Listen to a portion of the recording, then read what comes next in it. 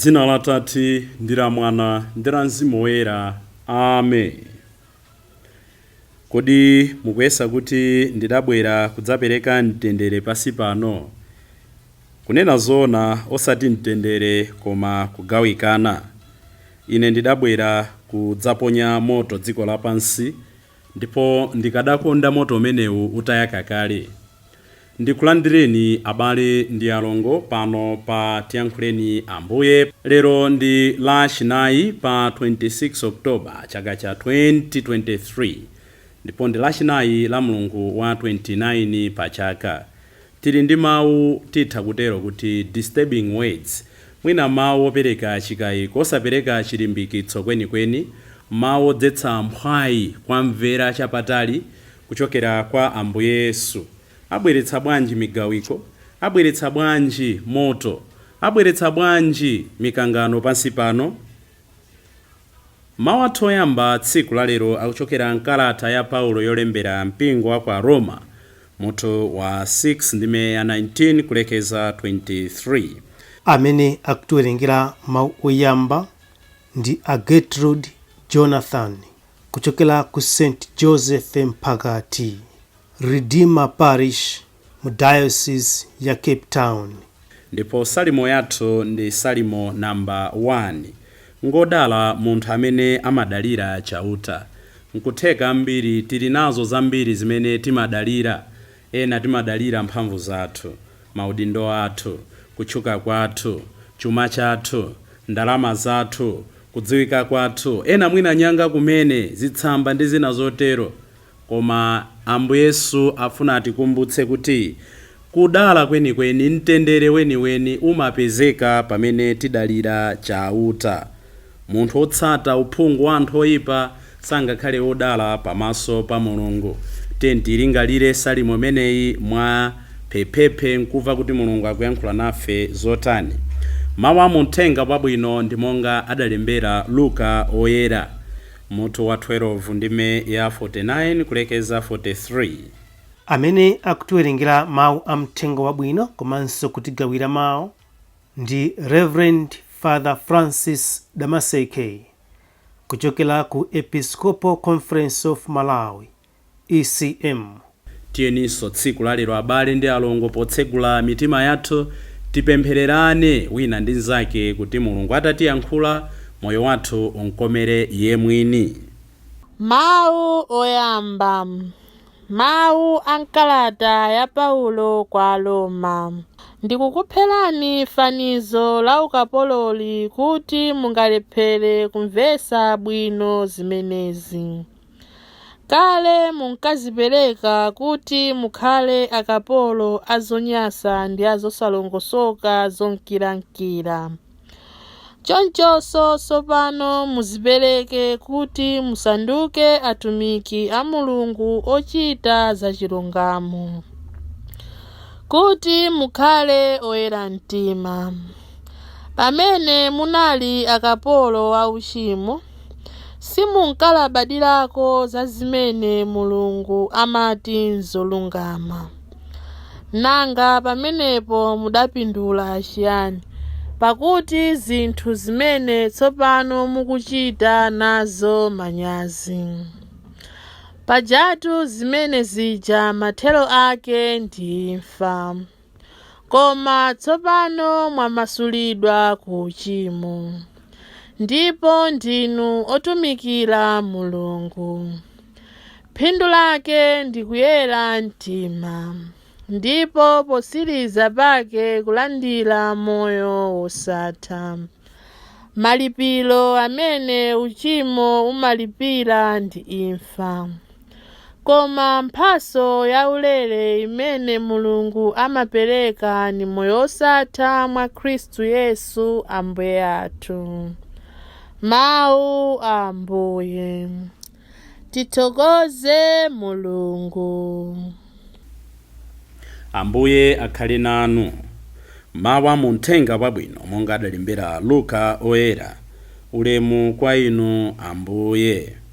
Mutu wa 12 ndime ya 49 kulekeza 43.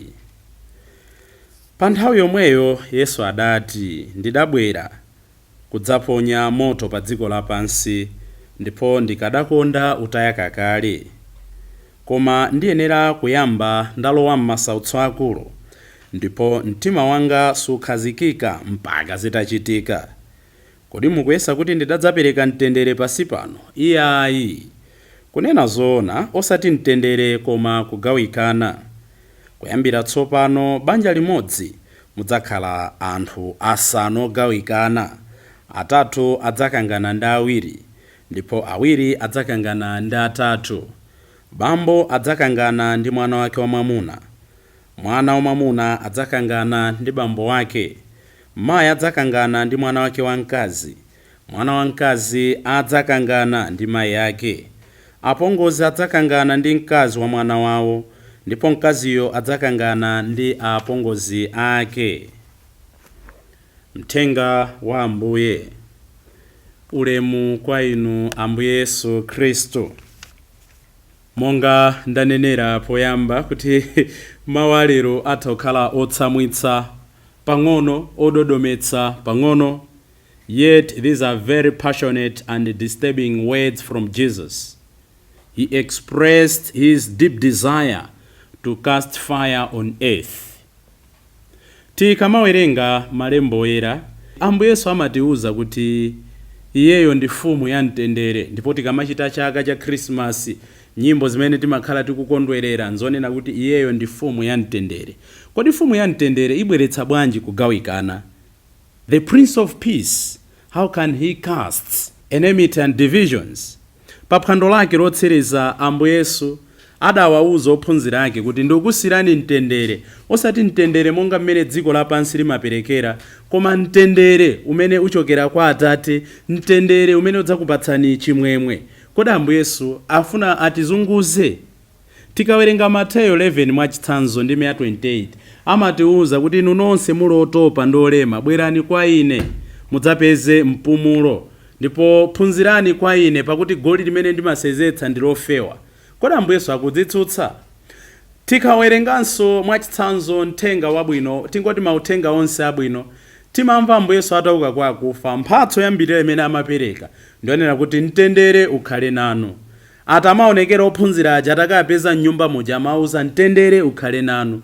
Atakuonekera kwa Tomasi anamuuza mtendere ukhale nawe.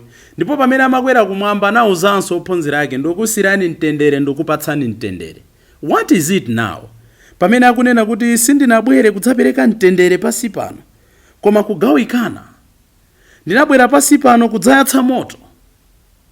Poyang'ana chithunzithunzi, the imagery of fire in the Old Testament or in the Bible, mwina zitipatsa chithunzithunzi kuti Ambuye Yesu afuna apereke uthenga otani tsiku la lero kwa inu ndi ine kuti tisinkhesinkhe. Mukumbukira Mose, tikawerenga Exodo 3 ndi 14, adaona chitsamba choyaka moto chimene atamba kuchilondola mudamveka mawu, vula sapato zako, chifukwa malo amene oyimawo ndi oyera.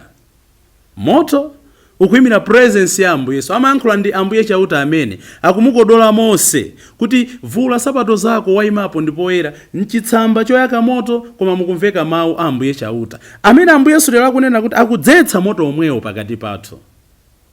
Pamene pali moto pali chauta, ndipo pamene pali chauta tikuyenera tizilemekeza.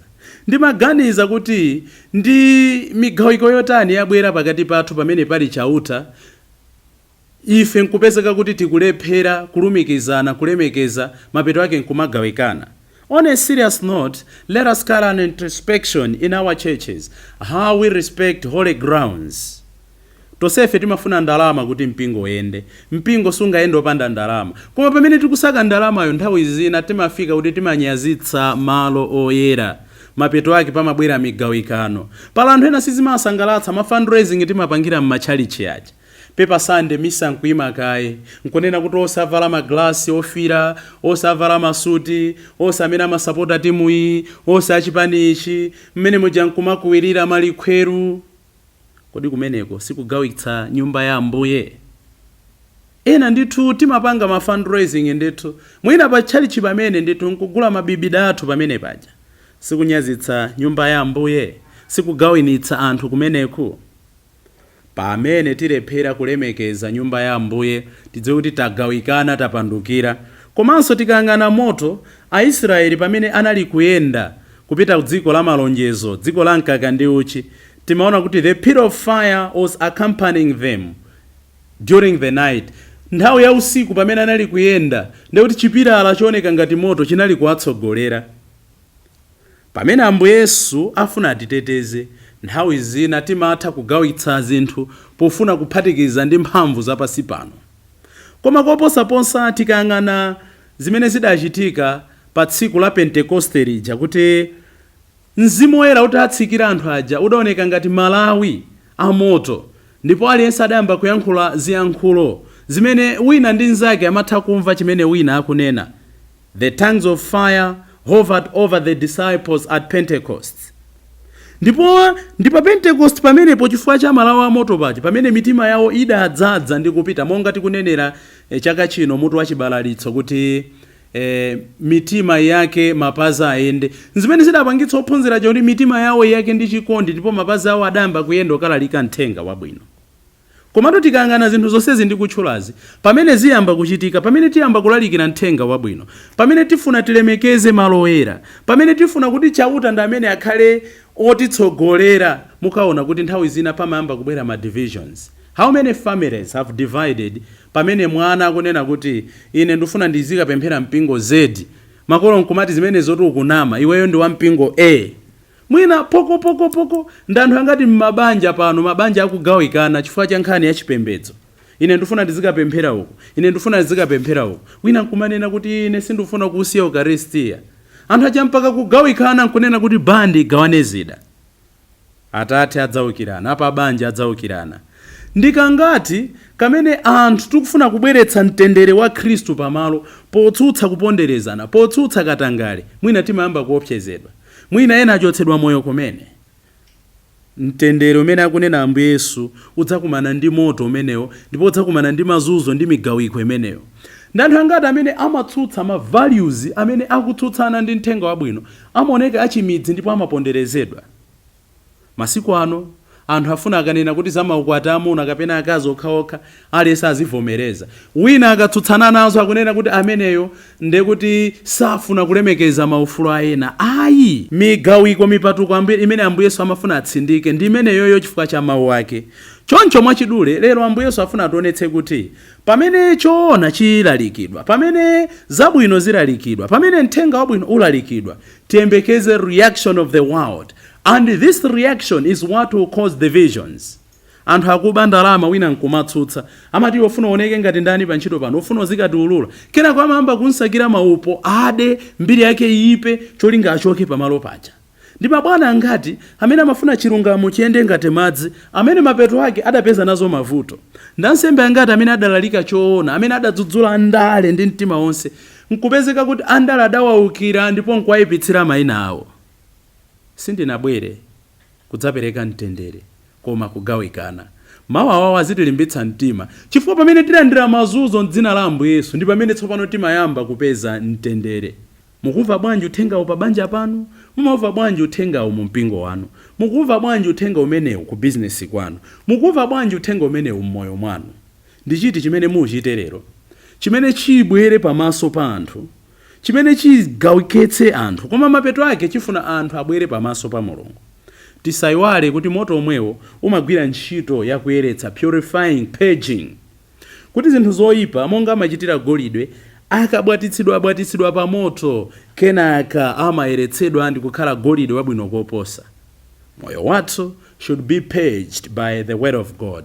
Koma as we are being purged, as we are being cleansed, as we are being purified, tikumbukire resistance imene tidzakumane naye.